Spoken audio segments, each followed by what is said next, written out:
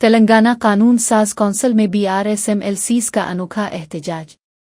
कांग्रेस हुकूमत के पेशकर्दा बजट के खिलाफ BRSMLCs का मुजाहरा। कर्जों का बोझ बढ़ा, तरक्की सिफर के नारे लगाते हुए एहतजाज। 58 लाख करोड़ कर्ज लेकर कितनी ख्वातीन को 500 दिया, कितने बुजुर्गों को 000 पेंशन मिली? BRSMLCs का सवाल।